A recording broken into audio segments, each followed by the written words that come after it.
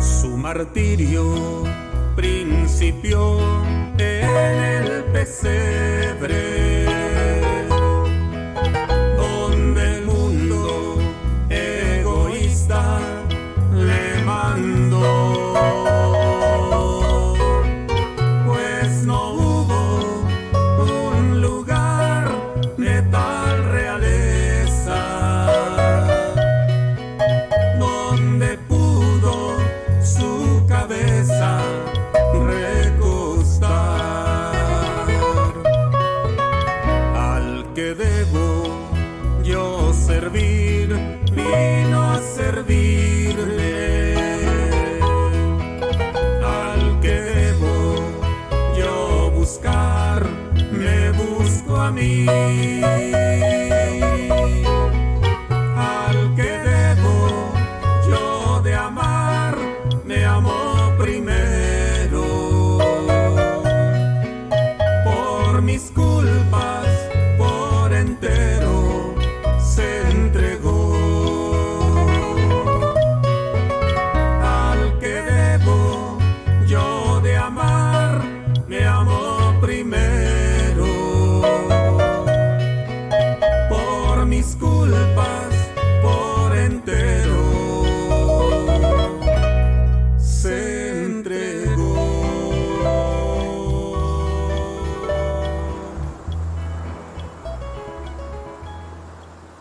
Nuestra lectura de hoy se encuentra en Juan 18, 25 al 27.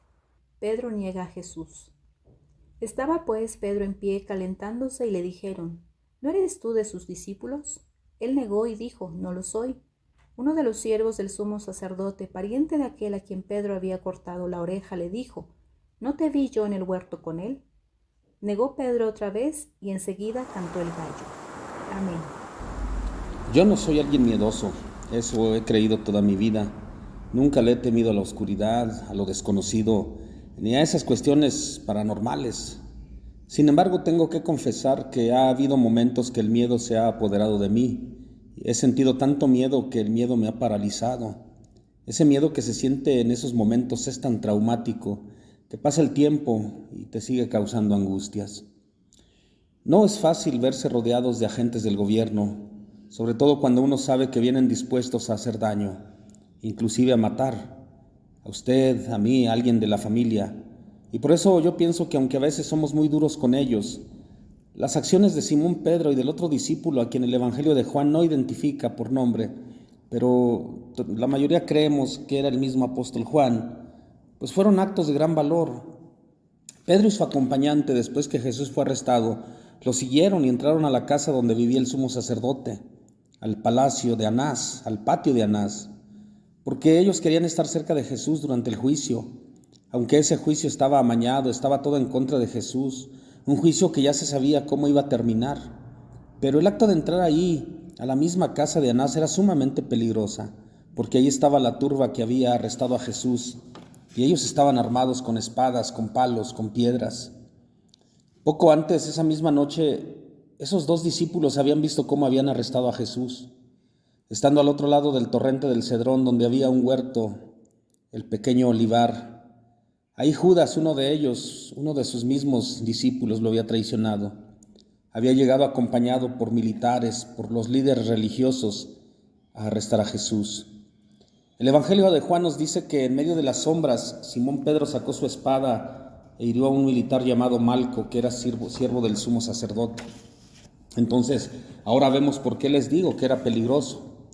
Pedro había herido a un siervo del sumo sacerdote y ahora él estaba en el patio, en el mismo patio de la casa del sumo sacerdote, ahí, en la casa del jefe del herido y rodeado por la gente que había arrestado a Jesús. Yo creo que hace falta ser muy valiente para hacer eso. Pero la historia apenas comienza. Los discípulos llegaron a ese lugar porque ese discípulo anónimo, ese que no se identifica, era amigo de la familia del sumo sacerdote y tenía conocidos en esa casa.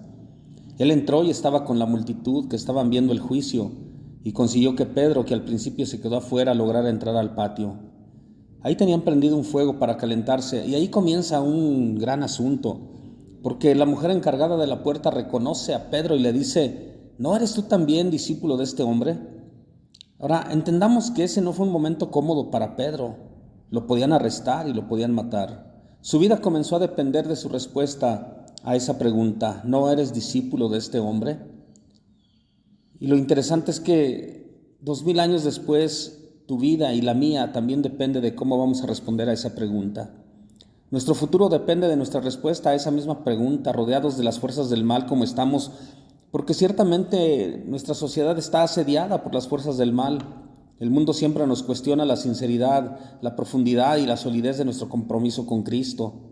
El mundo siempre le está preguntando al cristiano: ¿no eres tú también discípulo de Jesús? Y nuestra respuesta va a ser muy importante. Nuestra respuesta es crucial. Es más, mi vida eterna va a depender de esa respuesta. Porque cuando contestamos a esa pregunta, estamos tomando noción y tiene que ser un sí o un no. Esa respuesta va a tener peso por toda nuestra vida en esta tierra y por toda la eternidad. ¿No eres tú también discípulo de este hombre? Es una pregunta cargada. En ella se nos pide que tomemos la decisión más importante que el ser humano puede tomar. ¿Sigues tú a la vida o a la muerte? ¿Sirves a la luz o a las tinieblas?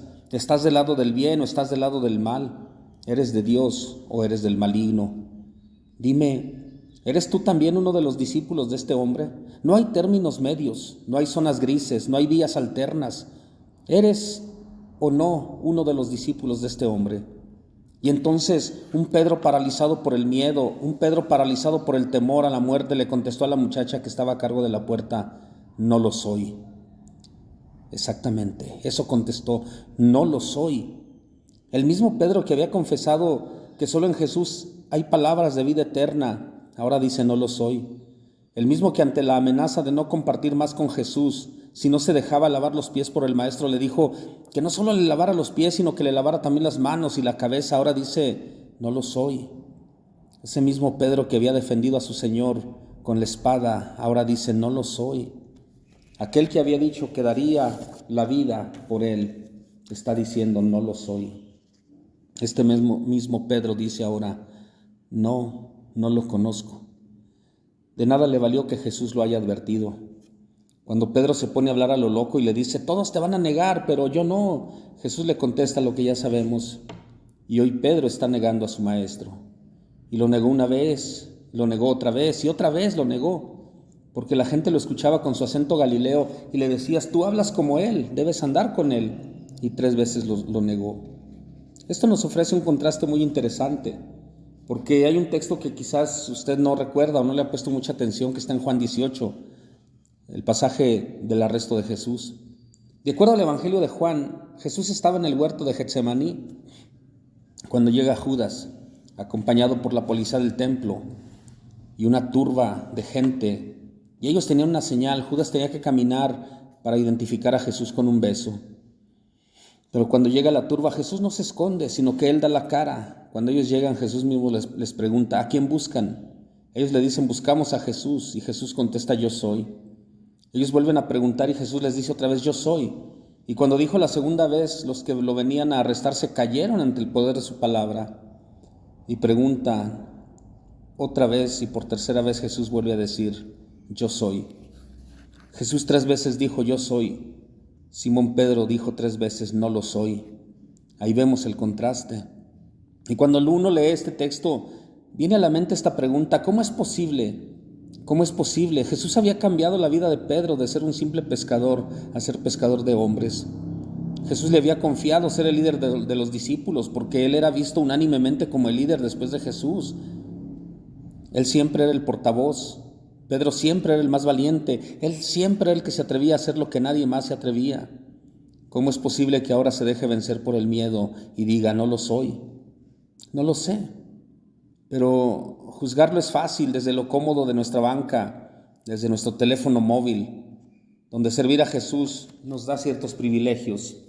Pero ¿cómo podemos comprender la situación en que confesar a Cristo se pone en riesgo la vida?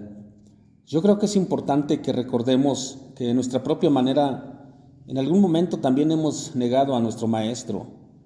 En algún momento usted y yo hemos dicho: no lo soy. En algún momento usted ha dicho no lo soy. Cuando hemos pecado, cuando hemos mentido, cuando nos hemos dejado llevar por nuestras pasiones, hemos dicho no lo soy. Cuando en el trabajo alguien nos pide hacer algo ilegal y nos callamos para no meternos en problemas.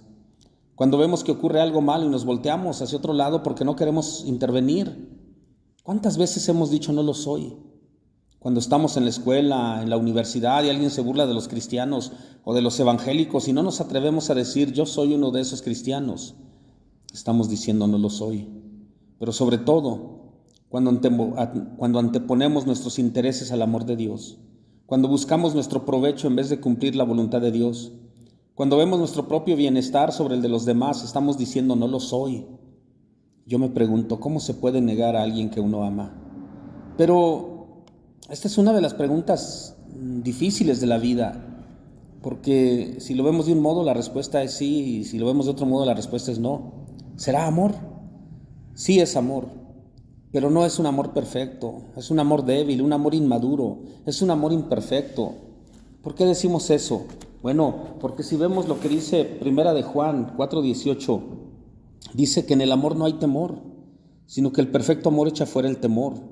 Porque el temor lleva en sí castigo, de donde el que teme no ha sido perfeccionado en el amor. La palabra perfecto, que también se traduce como maduro, da el ejemplo de una fruta madura que ha llegado al fin de su desarrollo.